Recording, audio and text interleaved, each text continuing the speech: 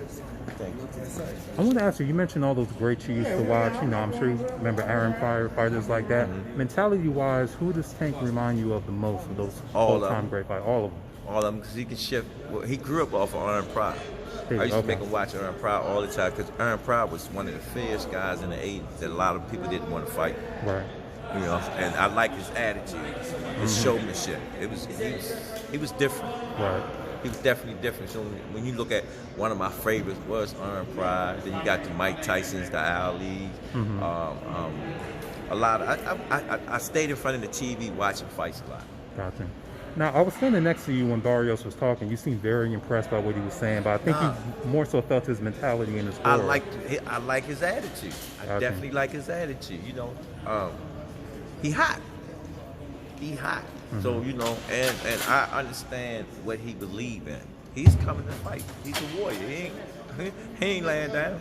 Do you see a difference in that undefeated fighter mentality from what you saw when you went in there with, you know, Santa Cruz? Even though Santa Cruz only lost once, it seems like with the undefeated fighters, they don't know their limits yet, so they're a lot more willing to go. That's what makes them dangerous. Right.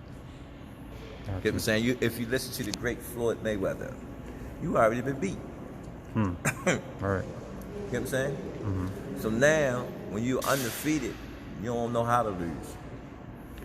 Now, when you talk about with Tank needing that fighter that can push him to the limits, right? Every fighter that's great has to have that. Ali had Frazier. It feels like we got that with Spence and Crawford, but you know we don't know yet until they fight. We ain't get it. I agree with you. Do you feel like there's somebody on the radar that you think may have that for Tank? I do, but I'm not gonna tell nobody yet. Okay. I'm not gonna tell nobody. It's one kid that I think that's gonna give Tank that push, and it's gonna happen. It's just the heads got to sit down and make it happen. You know what I'm saying? I mentioned it a long time ago. Okay. I mentioned it a long time ago. Right? So let me get a quick hint. Is he a current champ or is he somebody on the come up? Oh, he's a champ. Okay. Champ. So he's a peer. Without a question. Gotcha. Without a question, you know. And I just gotta wait. Gotta wait to see it happen.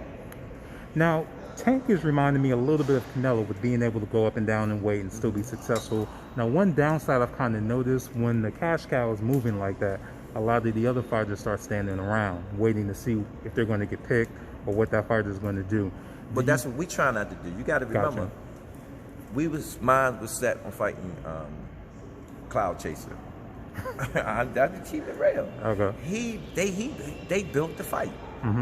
They built the fight, and then when you watch the move, I'm fighting Pacquiao. That didn't happen. Now I'm fighting Fortuno. You get what I'm saying? Right. Come on, man.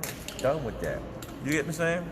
Would you even be willing to entertain that again? Yeah. Would you even be willing to go down that path again, being that everything fell apart the way it did, even though it was a legit mental, illness issue?